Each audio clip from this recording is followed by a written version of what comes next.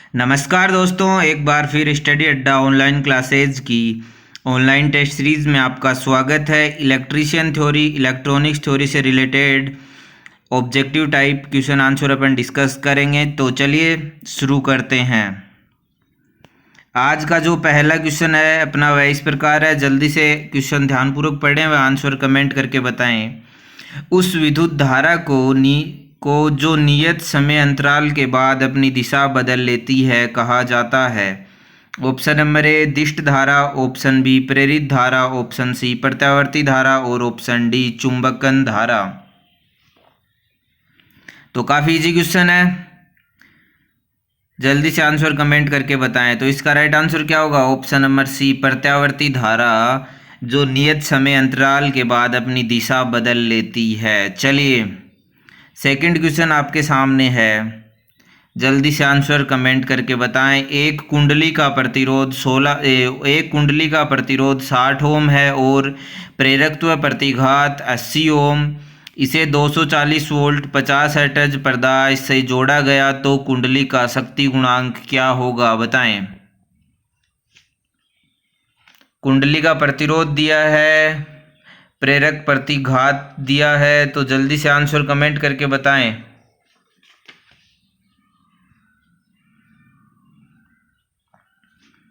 तो इसका right answer क्या होगा? जल्दी से आंसर कमेंट करके बताएं। तो क्या क्या आर की वैल्यू कितनी दी है अपने को? 60 ओम दिया है, एक्सएल 80 और वी का मान 240 वोल्ट, फ्रीक्वेंसी 50 हर्ट्ज। निकालना क्या है? कोस फाई निकालना है। कोस फाई इक्वल क्या होता है? आर बट्टा जेड। तो आर की वैल्यू अपने पास है, जेड निकालना है। तो जेड निकालने के लिए क्या करेंगे? Under root R square plus X L का स्क्वायर। तो जेड को वैल्यू, आर की वैल्यू रखेंगे और एक्स एल की वैल्यू रख के जेड का मान निकालेंगे। तो जेड का मान कितना आएगा? 100 आएगा। और आर की वैल्यू अपने को कितनी दी है? 60। तो 60 बट्टा 100 करेंगे तो कितना आएगा? 0.06। राइट आंसर क्या होगा इस क्वेश्चन का? Option number B. चलिए बिना देरी के अगला क्वेश्चन। प्रत्यावर्ती धारा प्रत्यावर्ती मात्रा के धनात्मक व ऋणात्मक मानों के संपूर्ण सेट को कहा जाता है। बताएं। ऑप्शन नंबर ए आवर्ती, ऑप्शन बी समयावधि, ऑप्शन सी प्रवस्था और ऑप्शन डी चक्कर। तो जल्दी से आंसर कमेंट करके बताएं। प्रत्यावर्ती मात्रा के धनात्मक व ऋणात्मक मानों के संपूर्ण सेट को क्या कहते हैं अपन? ऑप्शन नंबर डी इसका क्या होगा राइट आंसर? साइकिल अर्थात तो चक्कर। पावर मापने की 2 वाट मीटर विधि में दोनों वाट मीटरों का पठन समान और धनात्मक है, तब लोड का पावर फैक्टर कोण क्या होगा? जल्दी से आंसर कमेंट करके बताएं। ऑप्शन नंबर ए 0 अगर, ऑप्शन बी 0.8 अगर, ऑप्शन सी एक समान और ऑप्शन डी 0 पश्च। शक्ति गुणांक मापने में 2 वाट मीटर विधि में दोनों मीटर का पाठ्यांक धनात्मक व समान है, तो लोड का शक्ति गुणांक कोण क्या होगा? 0 अगर होता है। तो राइट आंसर क्या होगा? ऑप्शन नंबर ए इसका क्या होगा राइट आंसर होगा। तो अपन यह टेस्ट सीरीज रोज़ाना इसी टाइम डिस्कस करते हैं। अगर आपने अभी तक यह वीडियो लाइक नहीं किया तो जल्दी से लाइक कर दें और कमेंट करके ज़रूर बताएं आपको हमारे क्वेश्चंस का लेवल कैसा लगा। तो चलिए अगला क्वेश्चन देख लेते हैं। एक फ्लोरोसेंट ट्यूब का परिपथ जो 230 वोल्ट 50 हर्ट्ज जैसी सप्लाई को 220 वोल्ट डीसी सप्लाई से जोड़ा जाता है, तो इसका प्रभाव क्या होगा? बताएं। एक फ्लोरोसेंट ट्यूबलाइट का परिपथ है जो 230 वोल्ट 50 हर्ट्ज एसी सप्लाई के लिए डिजाइन है और उसे 220 volt AC supply DC supply से जोड़ा जाता है, तो क्या होगा? Option number A tube lamp कम चमकीला हो जाएगा, option B tube lamp glow नहीं करेगा, ऑप्शन सी ट्यूब लैंप ज़्यादा चमकीला हो जाएगा, ऑप्शन डी उपरोक्त में से सभी। बताएं। जल्दी से आंसर कमेंट करके बताएं इस कंडीशन में क्या होगा?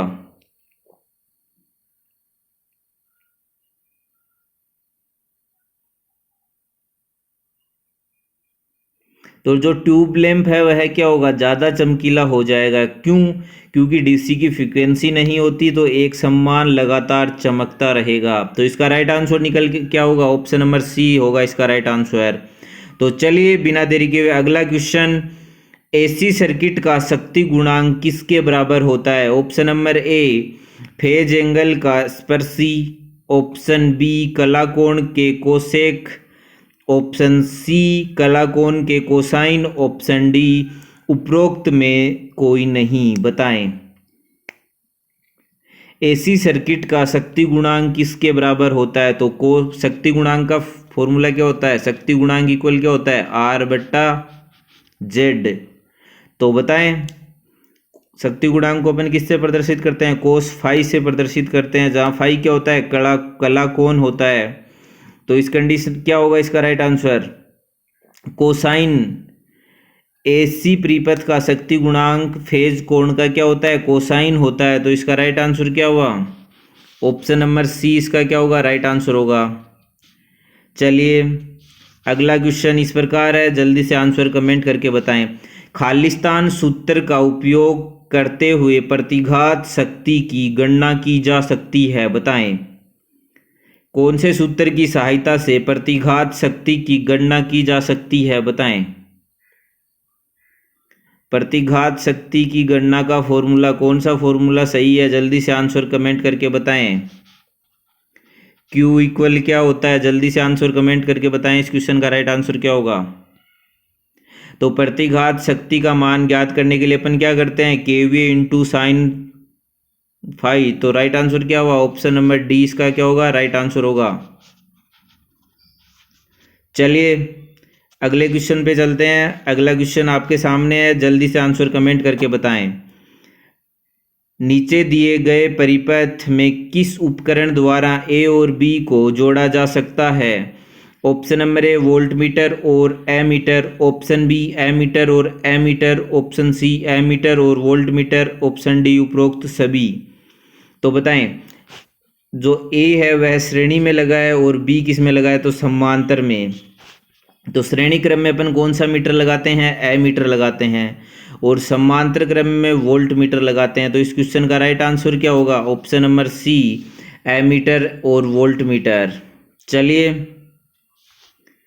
अगला क्वेश्चन आपके सामने है, ध्यानपूर्वक पढ़ें, जल्दी से आंसर कमेंट करके बताएं। पारद का 760 मिमी 25 डिग्री सेंटीग्रेड पर साधारण वायु की पेराविद्युतांक ज्ञात करें। बताएं पेराविद्युत की वैल्यू कितनी होगी? जल्दी से आंसर कमेंट करके बताएं।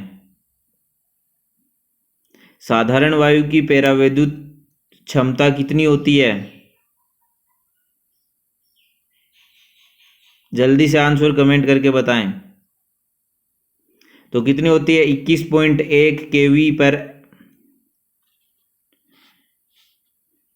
तो बताएं इस क्वेश्चन का राइट आंसर क्या हो गया। इस क्वेश्चन का राइट आंसर हो ऑप्शन नंबर ए। चलिए दोस्तों अगले क्वेश्चन पे चलते हैं। अगला क्वेश्चन आपके सामने इस प्रकार है, एक बिंदु आवेश Q को एक अन्य नियत बिंदु आवेश के गिरद एक वर्तीय पथ के साथ साथ गतिमान किया जाता है, किया गया कार्य तभी शून्य होता है। ऑप्शन नंबर ए यदि Q प्रारंभिक बिंदु पर लौट जाए, ऑप्शन बी यदि दोनों आवेश का परिणाम एक सा हो तथा उनके चिन्ह विपरीत हो, ऑप्शन सी यदि दोनों आवेशों का परिणाम एक सा हो जाए, ऑप्शन डी सभी स्थितियों में। बताएं तो किए गए कार्य का फॉर्मूला क्या होता है, W equal F d cos theta. ठीक है, तो किस कंडीशन में W इक्वल 0 होगा, आपको ये पूछा है। तो बताओ जल्दी से आंसर कमेंट करके।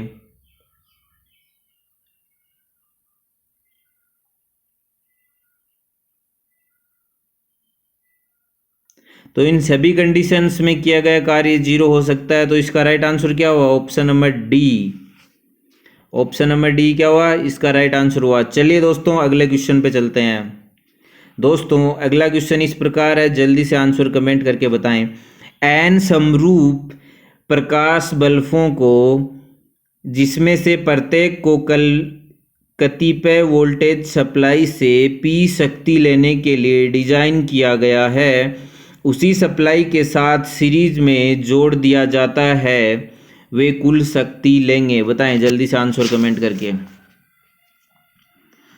Option number A P/N², option B NP, option C P²/N², और ऑप्शन डी P/N। तो बताएं इस कंडीशन में राइट आंसर क्या होगा? तो इस कंडीशन में राइट आंसर क्या होगा? P/N। ऑप्शन नंबर डी क्या होगा इसका राइट आंसर होगा। चलिए अगला क्वेश्चन देख लेते हैं बिना देरी किए हुए। अगला क्वेश्चन आपके सामने है, जल्दी से आंसर कमेंट करके बताएं। एक विद्युत स्टेशन की अधिकतम मांग 40 मेगावाट है और संबंध भार अर्थात कनेक्टेड लोड 75 मेगावाट है। यदि वार्षिक विद्युत उत्पाद 200 × 10⁶ यूनिट हो तो भार गुणांक ज्ञात करें। बताओ इस कंडीशन में भार गुणांक का मान क्या होगा? जल्दी से आंसर कमेंट करके बताएं।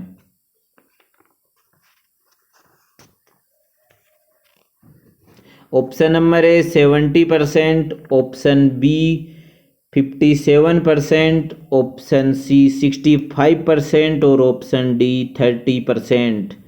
तो इस कंडीशन में राइट आंसर क्या होगा? 57%। चलिए ऑप्शन नंबर बी क्या हुआ राइट आंसर। चलिए अगले क्वेश्चन पे चलते हैं। अगला क्वेश्चन आपके सामने है, ध्यानपूर्वक पढ़ें, जल्दी से आंसर कमेंट करके बताएं।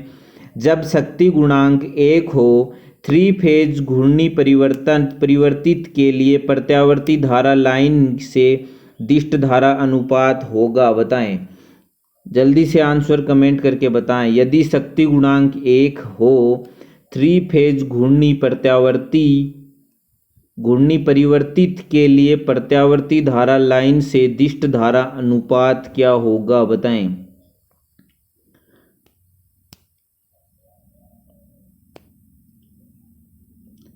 तो जब शक्ति गुणांक इकाई है तो 3 phase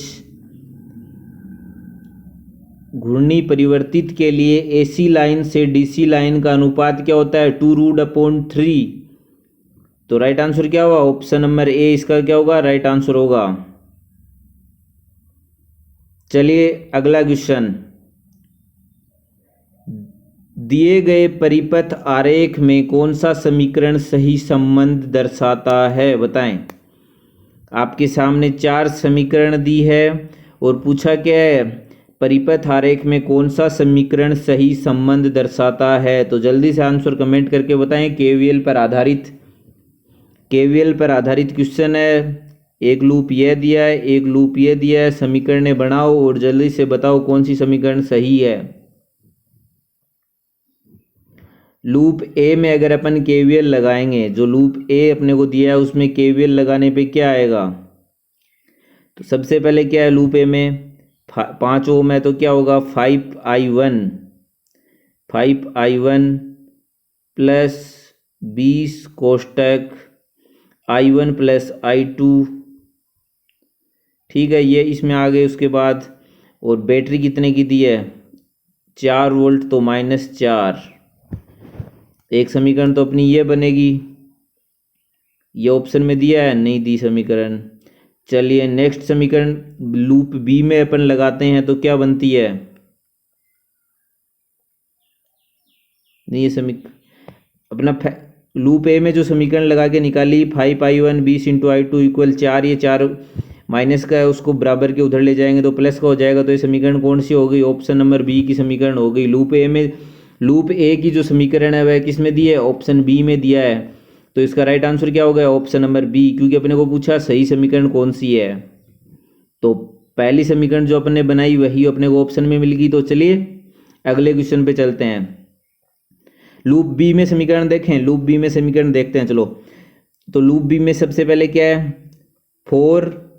4i2 plus 20 कोष्टक i1 plus i2 -6, ये अपनी समीकरण बनेगी। ऐसी समीकरण ऑप्शन में नहीं दी है। ये दिया है ऑप्शन में, लेकिन इसमें यहाँ क्या दिया है, माइनस का चिन्ह दिया है। अगर I1 + I2 होता है तो ये समीकरण भी सही हो जाती। चलिए अगले क्वेश्चन में चलते हैं। केवीएल की समीकरण काफ़ी इजी क्वेश्चन है। चलिए अगला क्वेश्चन, जल्दी से आंसर कमेंट करके बताएं।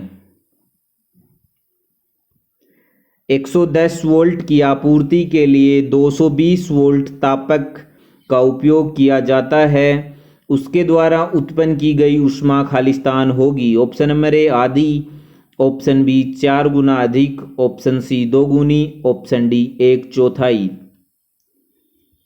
तो जल्दी से आंसर कमेंट करके बताएं इस क्वेश्चन का राइट आंसर क्या होगा। तो H इक्वल क्या होता है, V²/R। इस कंडीशन में V की वैल्यू 220 वोल्ट दी है। V की वैल्यू से अपने को कोई मतलब नहीं है। देखो पहले क्या है, 110 वोल्ट आपूर्ति के लिए 220 वोल्ट तापक का प्रयोग किया जाता है, तो क्या है H² V²/RT, ये फॉर्मूला है।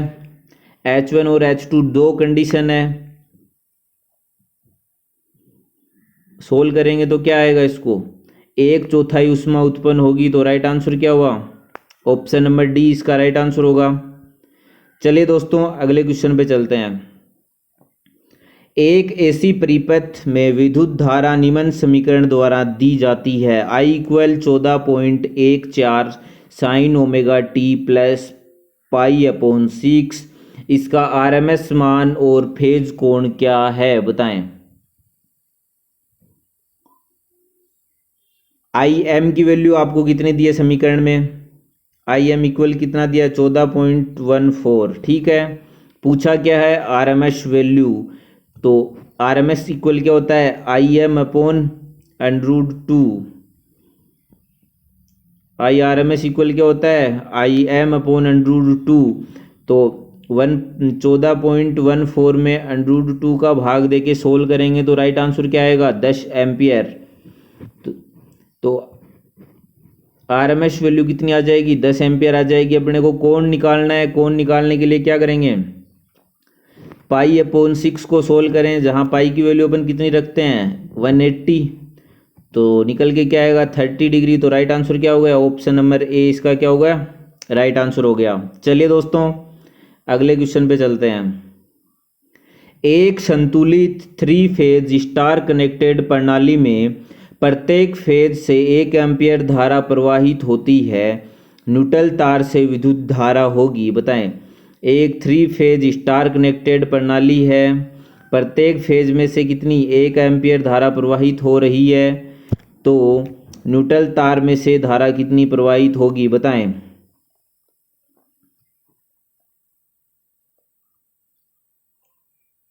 स्टार कनेक्शन में क्या होता है, IL = I फेज होता है, लाइन करंट = फेज करंट होता है, और तीनों में सेम कंडीशन, बैलेंस कंडीशन अपने को दी है क्वेश्चन में। तो क्या होगा, संतुलित अवस्था में तीनों फेजों में प्रवाहित धारा का फेज अंतर योग क्या होता है, 0 होता है। तो इसका राइट आंसर क्या हो गया, ऑप्शन नंबर ए। काफ़ी इजी क्वेश्चन है। चलिए दोस्तों अगले क्वेश्चन पे चलते हैं। दो तारों का प्रतिरोध जब उन्हें श्रेणी में जोड़ा जाता है तो 25 ओम होता है, और जब इन्हें समांतर में जोड़ा जाता है तो 6 ओम होता है। प्रतिरोध का मान क्या होगा, ऑप्शन नंबर ए 17 ओम और 8 ओम, ऑप्शन बी 12 ओम और 13 ओम, ऑप्शन सी 20 ओम और 5 ओम, ऑप्शन डी 15 ओम और 10 ओम। जल्दी से आंसर कमेंट करके बताएं। दो प्रतिरोध हैं, अगर उन्हें अपन श्रेणी में जोड़ रहे हैं तो इक्विवेलेंट रेजिस्टेंस 25 ओम आ रहा है, अगर उन्हें समांतर में जोड़ते हैं तो इक्विवेलेंट रेजिस्टेंस 6 ओम आता है। तो इस कंडीशन में राइट आंसर क्या होगा, जल्दी से आंसर कमेंट करके बताएं। तो राइट आंसर क्या होगा, 15 ओम और 10 ओम। इसका क्या होगा, राइट आंसर होगा ऑप्शन नंबर डी। आप सोल्व करके देख सकते हो। 15 ओम और 10 ओम को श्रेणी क्रम में जोड़ेंगे तो 25 ओम इक्विवेलेंट आएगा, और समांतर में जोड़ेंगे तो 6 ओम आएगा। चलिए दोस्तों अगले क्वेश्चन पे चलते हैं। एक RL श्रेणी परिपथ में प्रतिरोध और प्रतिघात में से प्रत्येक 4 ओम है, इस परिपथ में विद्युत धारा क्या होगी, बताएं। RL श्रेणी परिपथ में प्रतिरोध और प्रतिघात 4 ओम के हैं, तो इस परिपथ में विद्युत धारा क्या होगी, बताएं जल्दी से आंसर कमेंट करके। तो इस कंडीशन में राइट आंसर निकल के क्या आएगा, टेन थीटा इक्वल क्या होता है, एक्सएल अपॉन आर। एक्सएल और आर की दोनों की वैल्यू को अपने को 4 दिए तो टेन थीटा की वैल्यू 1 आ जाएगी, और थीटा इक्वल कितना आ गया 45 डिग्री। टेन थीटा इक्वल 1 है तो थीटा इक्वल टेन थीटा 1 की वैल्यू कितनी होती है, 45 डिग्री की वैल्यू होती है। तो इसका राइट आंसर क्या होगा, ऑप्शन नंबर डी, वोल्टेज से 45 डिग्री कम। क्या होता है, टेन थीटा इक्वल क्या होता है, एक्सएल अपॉन आर होता है। एक्सएल और आर की वैल्यू आपको कितनी दी है, 4 दी है। सोल्व करेंगे तो 1 आएगा। टेन थीटा इक्वल 1, और टेन थीटा इक्वल 1 की मान कितने डिग्री का होता है, 45 डिग्री का होता है। तो लेगिंग कंडीशन है, तो राइट आंसर क्या हो गया, धारा वोल्टेज से 45 डिग्री लेगिंग होगी। ऑप्शन नंबर डी इसका क्या हुआ राइट आंसर। चलिए काफ़ी इजी क्वेश्चन है। 1000 ओम 1 वाट का एक प्रतिरोधक कितनी विद्युत धारा को आसानी से प्रवाहित कर सकता है। Option number A 100 milli ampere, option B 500 milli ampere, option C 30 milli ampere और ऑप्शन डी 150 मिली एम्पियर। बताएं 1000 ओम व 1 वाट का प्रतिरोध कितनी विद्युत धारा को आसानी से प्रवाहित कर सकता है। बताएं P इक्वल दिया है अपने को 1 वाट, आर की वैल्यू दी है अपने को 1000 ओम। तो सोल्व करेंगे, I इक्वल क्या होता है, I square equal P upon R. जो फॉर्मूला है उसमें वैल्यू रखो, आर की वैल्यू, पी की वैल्यू 1, आर की वैल्यू 1000। तो इसे सोल्व करेंगे, जल्दी से सोल्व करके बताओ राइट आंसर क्या होगा। आई स्क्वायर इक्वल क्या होता है, पी अपॉन आर। जल्दी से इस फॉर्मूले में वैल्यू रखो और आंसर कमेंट करके बताओ। तो अपन ने पी की जगह 1 रखा, आर की जगह 1000 रखा, तो सोल्व करने पे राइट आंसर क्या आया, 31.6 मिली एम्पियर। तो राइट आंसर क्या हुआ इसका, लगभग ऑप्शन नंबर सी इसका राइट आंसर हो गया। इसे सोल्व करेंगे तो क्या आएगा, 31.6 मिली एम्पियर, जो कि ऑप्शन सी के आसपास की वैल्यू है। तो ऑप्शन सी इसका क्या हो गया राइट आंसर। चलिए अगला क्वेश्चन इस प्रकार है, जल्दी से आंसर कमेंट करके बताएं। एक स्टार कनेक्टेड प्रणाली में लाइन वोल्टेज किसके बराबर होता है। स्टार कनेक्शन में लाइन वोल्टेज किसके बराबर होता है। स्टार कनेक्शन में लाइन धारा और फेज धारा तो बराबर होती है, और जो स्टार कनेक्शन के अंदर लाइन वोल्टेज है वह क्या होता है, √3 फेज वोल्टेज के इक्वल होता है। IL इक्वल क्या होता है, √3 फेज। तो राइट आंसर क्या हो गया, ऑप्शन नंबर डी। काफ़ी इजी क्वेश्चन है, कई बार अपन ने डिस्कस कर लिया है। तो चलिए अगला क्वेश्चन, 50 हर्ट्ज की AC आपूर्ति से जुड़े एक संधारित्र का प्रतिघात 10 ओम, यदि आवृत्ति बढ़ाकर 100 हर्ट्ज कर दी जाए तो प्रतिघात हो जाएगा। Option number A 40 ohm, option B 2.5 ohm, option C 20 ohm, option D 5 ohm. 50 hertz की AC आपूर्ति से जुड़े एक संधारित्र की प्रतिघात 10 ओम है, यदि फ्रीक्वेंसी बढ़ाकर 100 हर्ट्ज कर दी जाए तो प्रतिघात क्या हो जाएगा। जल्दी से आंसर कमेंट करके बताएं। फ्रीक्वेंसी अपन ने डबल की है तो प्रतिघात क्या होगा, आधा हो जाएगा। तो इस कंडीशन में राइट आंसर क्या आएगा, फ्रीक्वेंसी डबल करने पर संधारित्र का प्रतिघात क्या हो जाता है, 1/2 हो जाता है। तो 10 ओम का आधा कितना हो गया, 5 ओम। काफ़ी इजी क्वेश्चन है, याद रखिए। अगर एक संधारित्र का प्रतिघात अपने को प्रतिघात दिया है और फ्रीक्वेंसी पहले की तुलना में डबल कर देते हैं तो प्रतिघात की वैल्यू कितनी हो जाती है, आधी हो जाती है। ये कंडीशन है, याद रखिए। तो इसका राइट आंसर क्या हो गया, ऑप्शन नंबर डी। अगला क्वेश्चन इस प्रकार है, जल्दी से आंसर कमेंट करके बताएं। एक साइन तरंग के लिए RMS का मान 100 एम्पियर है, इसका शीर्ष मान क्या होगा। बताएं एक साइन वेव के लिए RMS वैल्यू 100 एम्पियर दी है, तो इसका शीर्ष वैल्यू कितनी होगी। जल्दी से आंसर कमेंट करके बताएं। तो RMS value equal I maximum upon √2 होता है। RMS वैल्यू अपने को दिया है, तो क्या करेंगे, I मैक्सिमम कौन सा फॉर्मूला, I मैक्सिमम इक्वल क्या होता है, IRMS इक्वल IRMS इंटू √2। तो क्या करेंगे, 100 इंटू √2 करेंगे। √2 की वैल्यू कितनी होती है, 1.414 होती है।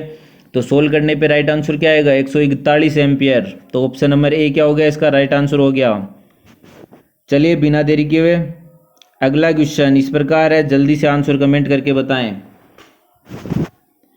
एक RLC श्रेणी परिपथ में प्रेरणिक प्रतिघात 10 ओम और कैपेसिटिव प्रतिघात 15 ओम है। परिपथ का कुल प्रतिरोध खालिस्तान होगा। Option number A 5 ohm, option B 25 ohm, option C 18 ohm, option D 1.5 ohm. यह क्वेश्चन आप सभी के लिए है। इस क्वेश्चन का राइट आंसर आप हमें सॉल्यूशन के साथ कमेंट करके बताएंगे। RLC श्रेणी परिपथ में प्रेरणिक प्रतिघात 10 ओम और कैपेसिटिव प्रतिघात 15 ओम दिया है। परिपथ में कुल प्रतिरोध कितना होगा? इस क्वेश्चन का राइट आंसर आप हमें कमेंट करके बताएंगे। कौन से फॉर्मूले से अपन इसे सोल्व करेंगे? Z equal under root R square plus XL minus XC का होल स्क्वायर का जो फॉर्मूला है उसमें वैल्यू रख के ये अपन क्वेश्चन सोल्व करेंगे। आपको इसमें XL की वैल्यू 10 दी है, XC की 15 दी है और R की वैल्यू कितनी होगी? 0 मानते हैं अपन, क्योंकि कुछ RLC परिपथ में कुछ दिया नहीं है। तो इसे सोल्व करके आप इसका राइट आंसर हमें कमेंट करके बताएंगे। तो सोल्व करने पे मैं बता देता हूँ। चलो कितना आंसर इसका आएगा? 5 ओम इसका राइट आंसर आएगा। ऑप्शन नंबर ए इसका क्या होगा? राइट आंसर होगा। चलिए बिना देरी किए हुए अगले क्वेश्चन पे। एक 3 फेज 4 वायर सिस्टम प्रणाली में जब 3 फेज भार संतुलित होता है तो न्यूट्रल में धारा होती है। काफी इजी क्वेश्चन है, जल्दी से आंसर कमेंट करके बताएं। 3 फेज 4 वायर सिस्टम में तीनों फेज में संतुलित लोड है तो न्यूट्रल में धारा क्या होगी? Option number A 0, option B किसी भी मान की, ऑप्शन सी उच्च, ऑप्शन डी निम्न। तो क्या होगा इस कंडीशन में? संतुलित अवस्था में न्यूट्रल में कोई धारा प्रवाहित नहीं होती। तो इसका राइट आंसर क्या हुआ? Option number A 0। काफी बार अपन ने इस तरह के क्वेश्चन डिस्कस कर लिए हैं। नेक्स्ट क्वेश्चन इस प्रकार है, जल्दी से आंसर कमेंट करके बताएं। यदि वोल्टता समान रखते हुए आवर्ती को 50 हर्ट्ज से 100 हर्ट्ज तक बदला जाता है तो आपूर्ति से जुड़ी कोयल का प्रेरणिक प्रतिघात पे क्या प्रभाव पड़ेगा? ऑप्शन नंबर ए 4 गुना हो जाएगा, ऑप्शन बी आधा हो जाता है, ऑप्शन सी 2 गुना हो जाता है और ऑप्शन डी समान रहता है। बताएं। आवर्ती को डबल कर रहे हैं तो प्रेरणिक प्रतिघात के मान पे क्या प्रभाव पड़ेगा? याद रखिए काफी इजी क्वेश्चन है। संधारित्र के लिए अपन ने अभी ये इस तरह का क्वेश्चन मैं आपको डिस्कस कर चुके हैं। तो इस कंडीशन में क्या होगा? अगर अपन फ्रीक्वेंसी डबल करते हैं तो प्रेरणिक प्रतिघात भी क्या होती है? डबल हो जाती है। तो राइट आंसर क्या हुआ? ऑप्शन नंबर सी। 2-3 कंडीशंस है, ये याद रखिए बस। सोल्व करके देखोगे तो भी यही आएगा। सोल्व करना थोड़ा टफ होता है, एग्जाम में टाइम ज़्यादा खराब होता है। तो डायरेक्ट याद रखिए, अगर फ्रीक्वेंसी डबल कर रहे हैं तो प्रेरणिक प्रतिघात क्या होगा? डबल हो जाएगा।